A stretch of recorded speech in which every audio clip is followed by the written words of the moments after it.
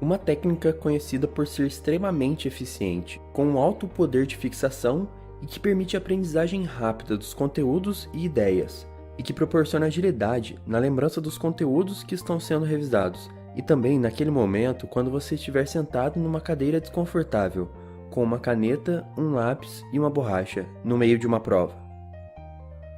E os mapas mentais foram criados na década de 70 no Reino Unido, depois da constatação que de tudo que era dito em uma determinada aula ou determinado conteúdo, era que apenas algumas poucas palavras eram realmente importantes.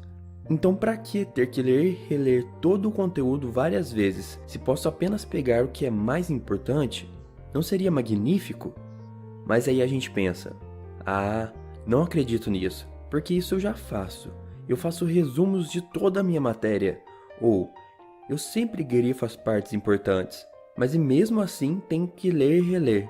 Mas isso acontece porque tanto grifar o texto quanto resumir deixa o conteúdo ainda em um tamanho grande, às vezes ficando prolixo e acaba não resolvendo os nossos problemas mais fundamentais.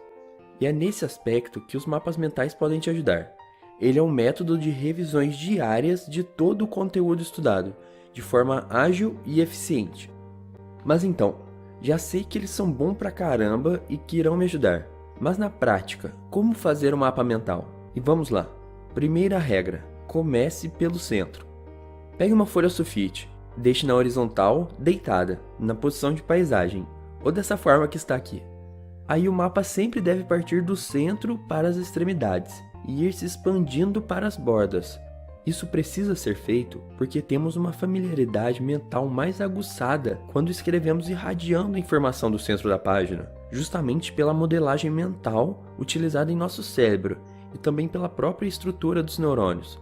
Fazendo isso, temos uma ideia melhor de todo o trabalho feito e de sua complexidade, e também traz agilidade, porque sempre quando pegarmos o mapa mental para revisar, nossos olhos já irão direto para o centro, pois já sabemos a estrutura, e aí não teremos problemas em descobrir por onde começar. Segunda regra, use cores diferentes. Já é comprovado que o uso de cores diferentes estimula zonas cerebrais específicas, que antes não eram utilizadas pelo cérebro, além de quebrar a monotonia do estudo, tornando a matéria, à vista do nosso inconsciente, um pouco mais interessante, facilitando a concentração e mantendo o cérebro mais ativo enquanto se estuda, e proporcionando um maior poder de lembrança. Tente usar no mínimo 3 cores diferentes, as famosas canetas preta, azul e vermelha. Mas para uma maior eficiência, não economize em usar muito mais cores. A dica final para as cores é: não se atente a regras de quando usar uma cor ou outra. Siga seu instinto e deixe a criatividade fluir. Terceira regra, use letras grandes. Existe um erro enorme e que eu mesmo cometia, e que era de escrever muito pequeno.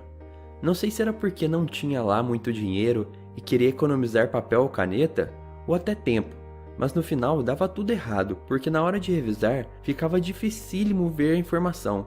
Eu cansava rapidamente por ter que ficar forçando a visão, e só de ver aquele amontoado de palavras, aquele bicho preguiça que vive dentro de nós já me dizia para fazer uma outra coisa. Eu ainda não disse, mas não sei se já perceberam, mas fazer mapas mentais é uma técnica visual, então é imprescindível fazer tudo bem grande, para que seu cérebro não perca tempo raciocinando para distinguir palavras.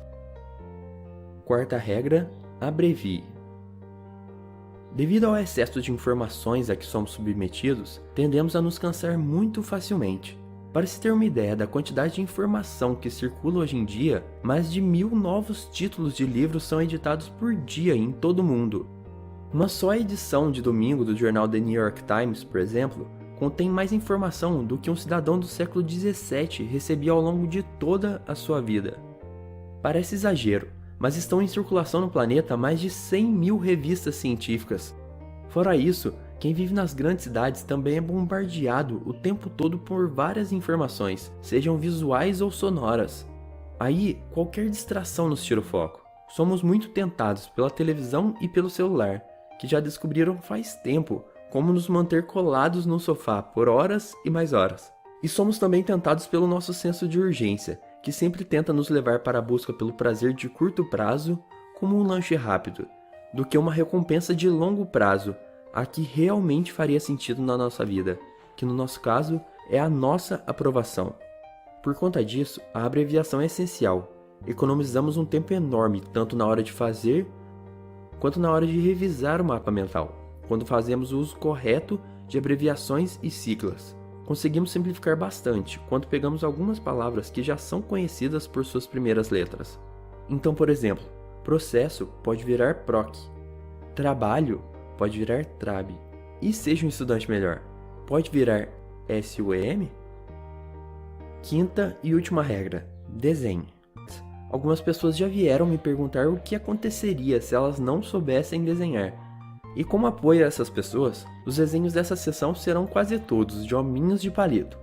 E o que posso dizer tanto sobre flashcards quanto sobre mapas mentais é que você não deve se preocupar em relação a isso. Seus desenhos precisam ser desenhados de forma simples, da mesma forma que você desenhava quando tinha uns 7 anos.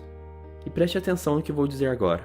O objetivo das imagens é criar uma forma visual, é criar um gatilho mental que faça seu cérebro entender melhor a informação e memorizar mais facilmente. O nosso cérebro adora imagens, em detrimento a palavras. Então, confie em você e na sua capacidade de fazer desenhos que irão te ajudar a memorizar melhor a matéria. Não precisa deixar os desenhos bonitos, deixe-os engraçados.